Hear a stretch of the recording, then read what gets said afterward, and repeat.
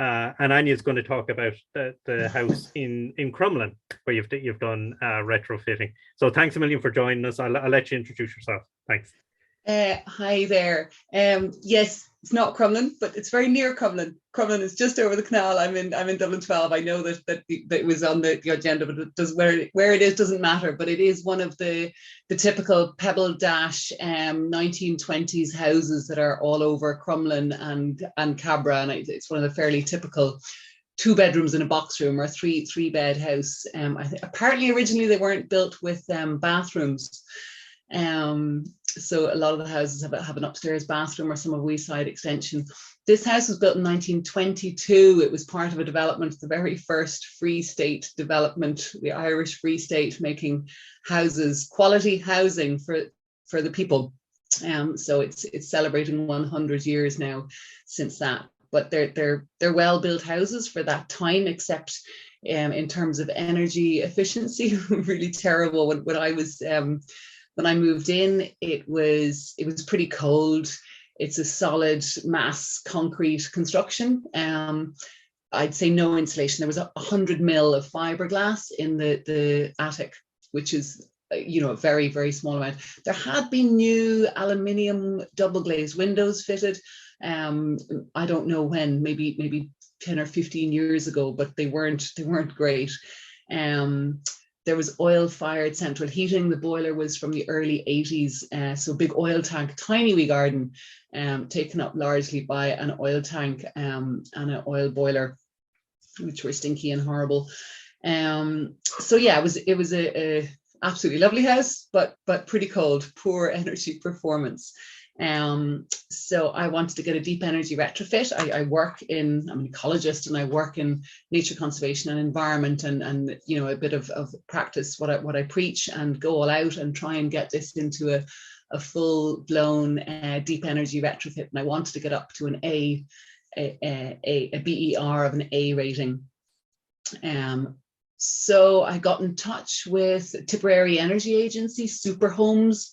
They're now kind of electric. I think that they've morphed with Electric Ireland or something, but Super Homes were the group that I went with, and I managed to get into a pilot scheme. So it's where a number of households go in together to reduce, I guess, the administration and the cost of the whole thing. Super Homes managed all of that on my behalf. And I managed to get into the pilot grant, which is that if you bring it up to an A rating, it was a 50% funding, 50% grant aid for the works that were for that deep energy retrofit. So went about it all, and it was all, there was a lot to figure out. There was a lot to get my head around, even though I don't work in related but not the same. I wouldn't be so familiar with the technical details of all these things. So I worked with an architect and this agency. And we designed the Deep Energy Retrofit program, and that took the course. I mean, it took, when I moved out in June and moved back in the October, so it took about 5 months in total, in which I moved out. Now there was also demolishing a kitchen extension, a 70s kitchen extension, and rebuilding that in a timber frame. So there was more work than just the deep energy retrofit, which is why I moved out. But what we did was put in an air source heat pump, and that's tucked away nicely on the roof of the bathroom, so it doesn't take up garden space because the garden's tiny. And photovoltaic cells on the roof. One pitch of the roof is south facing, which was brilliant, very lucky. It involved a complete replumbing of the house, because in the main area, underfloor heating, and then also the energy, the radiators that were fired on quite a high temperature of water normally, like with an oil boiler, and my understanding of it is that an air source heat pump, and it doesn't heat the water like to be very hot, so it's more of a constant low minimum, retaining that heat, which is why to use a heat pump effectively, my understanding is that you need really, really good insulation. That's always the first step. We went for external insulation. I had issues about that. I didn't want to go for that hard foam board, because ecologically I know that that takes at least 1,000 years to break down.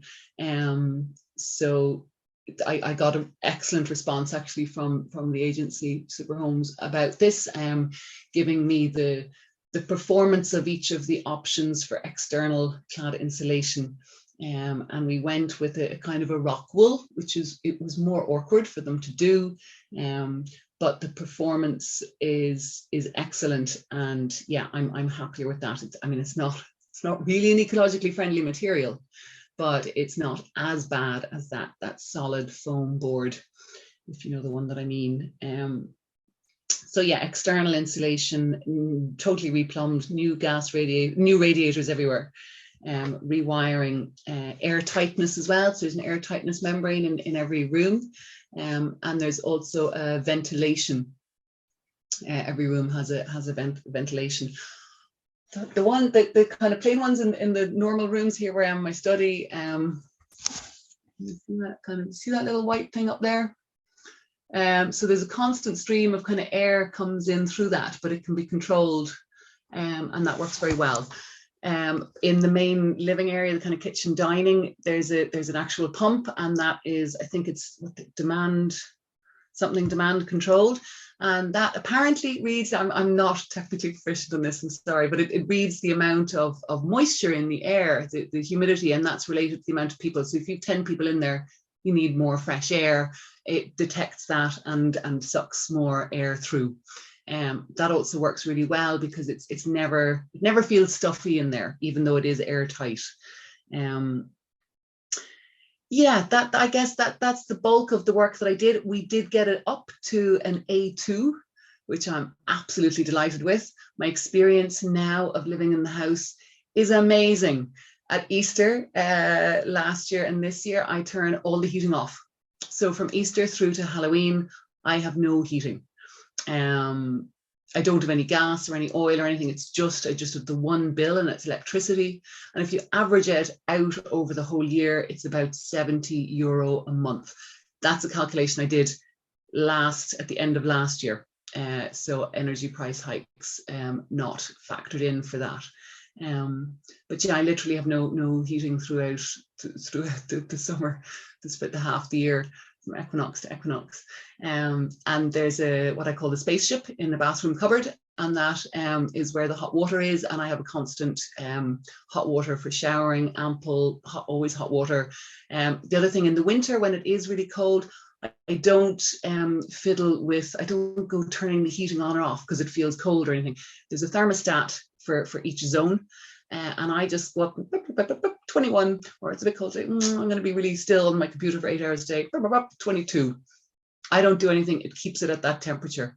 If I'm going to bed at night, I'll turn it down to 17, but the kind of the gradient, it never goes like a normal central heating where it jumps up or jumps down. It holds the heat very well. It's also slow to fire up. So I think that's about it. It's extremely comfortable, and because it's south facing, I've got a big window as well in the living, kitchen, dining area.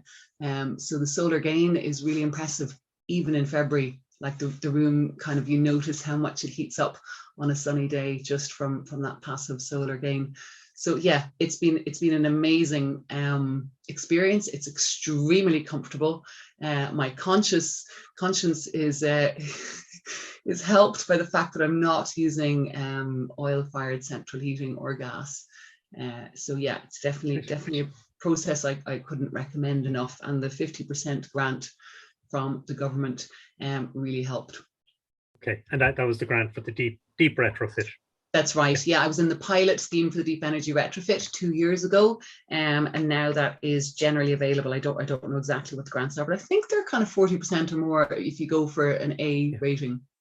And we've someone from SEAI talking later. Just one, and Anja, that was brilliant. Thanks very much. One question that came through, and we have a minute to ask it, is someone asked about the noise level of the fan. That you said there was a big fan outside your bathroom window, and someone said, "Is that noisy?" That's the heat pump. No, so that's the heat pump. Yeah, it's not noisy in itself. I tell you, it catches the wind on a windy day, because I'm on an end of terrace, so kind of a little bit exposed to the wind.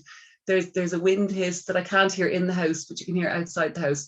But that's just the placing of it, catching the wind. But it doesn't make a noise in itself. No. Super.